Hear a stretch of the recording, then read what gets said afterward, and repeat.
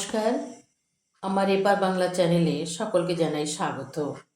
আমি এমন একটি কবিতা শোনাবো যে কবিতাটি একটি 11 বছরের বালিকা বিধবা মেয়ের কিছু কথা আমি কবিতার মাধ্যমে তুলে ধরেছি। বাংলাদেশ হতে মুসলমানের অত্যাচারে বহু পরিবার রিফিউজি হয়ে আন্দামানে বসতি স্থাপনের উদ্দেশ্যে এসেছে।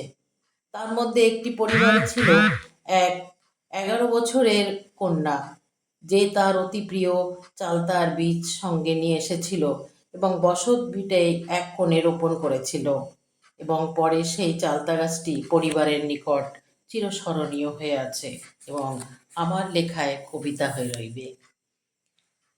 চালতা গাছ। চালতা গাছ সামান্য একটা চালতা গাছ, কিন্তু অসামান্য তার সাজ। লোকে নাকি শুনেছে গাছটি কথা বলে, একাকিত্ব দূর করতে হেলে দুলে চলে। 40 বছর পূর্বে সুশীলা দেবী পুঁতেছিল তাকে পুনর্বাসন পাওয়া ভিটে, ঠিক নালার পাড়ে। পাশেই জামরুল গাছ, সামনেই পুকুর, তাতে আছে রুই, কাতলা আর কই। চালতা গাছে ফুল ধরল, হলো মাছেদের সই। 1991 সালে ঠাকুমার মৃত্যু ঘটল যেদিন, দেহ রাখা হলো ঠিক চালতা গাছের নিচে। ফুলে ফলে ভরা গাছটি নিঃশ্বাস ফেলেছিল সেদিন। 1998-এ আবার জ্বলল গাছটি আগুনের আঁচে। বাড়ির বরদা সুধাংশু নিলেন শয্যা ঠাকুমার পাশে। 2008-এর অক্টোবরে চালতা গাছটির নিচে চিতা সাজল, আগুনের লেলিহান শিখায় আর একটি অন্ত্যেষ্টি মিটল। সুশীলা জেঠিমা শায়িতা হলেন এসে তারই যত্নে লাগানো চালতা গাছের নিচে।